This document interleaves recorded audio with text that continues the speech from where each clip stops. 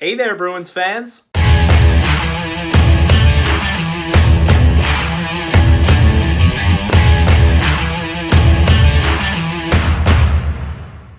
Welcome back to BNG Hockey, where it's always black and gold. NHL trade deadline is officially over, so I figured I'd take a look at both of the Bees' moves and give you my final grade for Don Sweeney's trade deadline. Now, I want to start off by saying I wish Don Sweeney made more of a splash at this year's deadline. They were rumored to be in on all the big names, Kyle Palmieri, Chris Kreider. I was really hoping they'd bring one of those guys in. Even a guy like a Wayne Simmonds who goes for a 5th-round pick. I thought that was a really low price. Simmonds' game has really dropped off, but that's an absolute deal. I wish the Bruins made a move like that. I don't even think the big package that Florida got for Vincent Trocheck to go to Carolina was all that impressive. I think the Bruins could have topped that or even matched it to get a great player in Vincent Trocheck. So I am a little disappointed that the Bruins didn't go all in on a big name guy. Now that being said, Chris Kreider does end up re-signing with the Rangers. That's not really Sweeney's fault. Kyle Palmieri stays with the Devils. I'm guessing that means either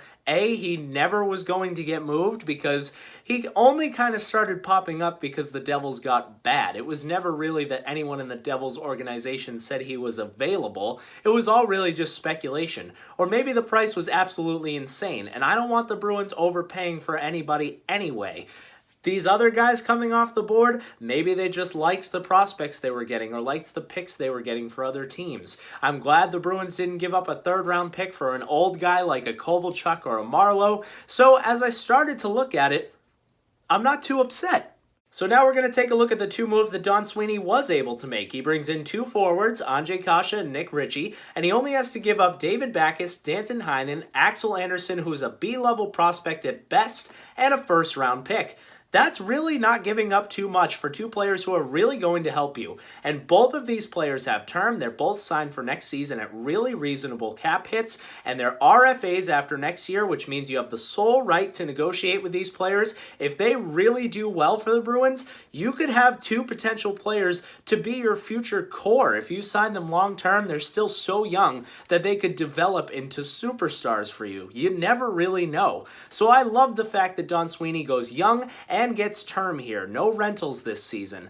And they save a ton of cap space. Very rarely after the trade deadline do you come away with a team with more salary cap space. Sweeney did that here. He was able to add to his group and make his group better, but he also got the Backes money off the books, and you save money switching Heinen for Ritchie. Believe it or not, even though Heinen's contract was an absolute deal, Ritchie is even cheaper than that. So hopefully he can come in and give you the same level of production at a lower cap hit. And now you can use that space to re-sign Jake DeBrusk, to bring back Torrey Krug, who's going to be a free agent at the end of the year. So that's huge that not only is Don Sweeney adding for this year's cup run by getting 2 solid forwards, but he's thinking about the future and who he needs to sign and the cap space he'll need to do that. So I really like that. Nicely done, Don.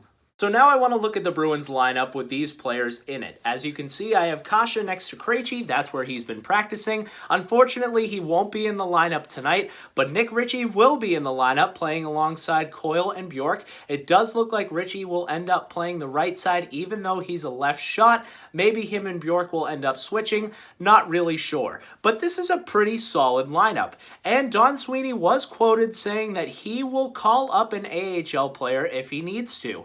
That likely means that you're going to see a player like a Studnicka, a Frederick, a Senyshyn getting a chance. Even Carson Kuhlman, who was just sent down, he could be back up. So these lines could totally juggle. The player that I would like to see called up, who would be another great addition to this club, is Jack Studnicka. Now, this is my projected lineup if the Bruins do end up calling Studnicka, and I think they should. That would be just like acquiring a player at the deadline. This kid is an absolute stud and will be a 1 or 2 center for the Bruins in the near future. And he's having an incredible season with the Providence Bruins. I know they want him to stay at center, but I'd like to see them call him up to play wing, kind of like they did with Tyler Seguin in 2011 during the Cup years and when he was easing into the NHL. Play him alongside 2 elite players like Bergeron and Marchand. It takes a lot of pressure off the kid. He doesn't have to worry about face-offs or back-checking, and if he ends up screwing up because he's not really comfortable playing wing. He's got two of the best defensive and offensive players in the league in Marchand and Bergeron.